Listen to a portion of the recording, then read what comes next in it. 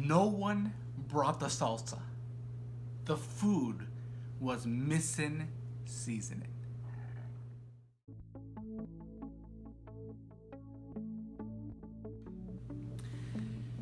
A couple of days ago, I was at church, and while we were at church, we were having a potluck. For those that are unfamiliar with a potluck is simply a big meal where everyone brings something to contribute to a big pot of food where everyone eats together as a family.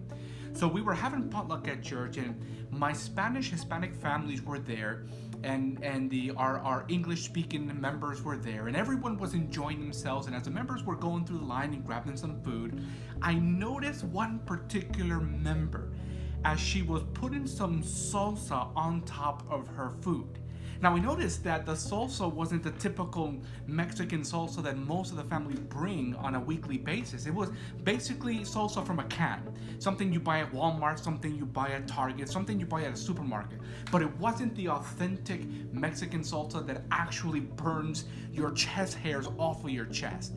And so as I was watching her put the salsa on top of her food, I noticed that your face could speak 1,000 words.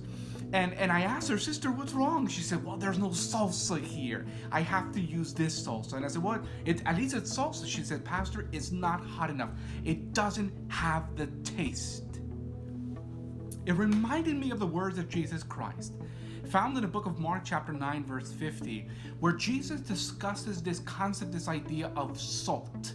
And he says the following in verse 50. He says, "Salt is good, but if the salt has lost its saltiness, wherewith will ye season it?"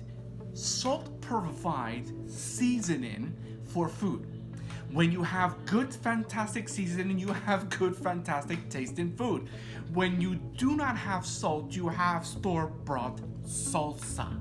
Now, Jesus continues on saying the following: "Have salt in yourself and have peace one with another."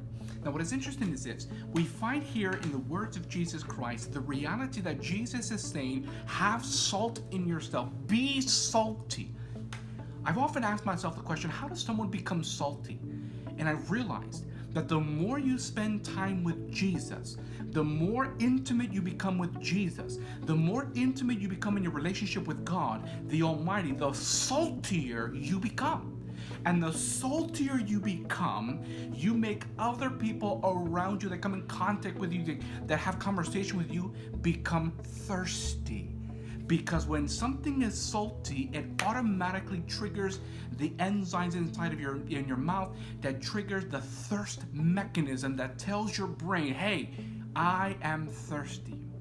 By spending time with Jesus, by becoming intimate with the Master, you become salty. So this week, do yourself a favor.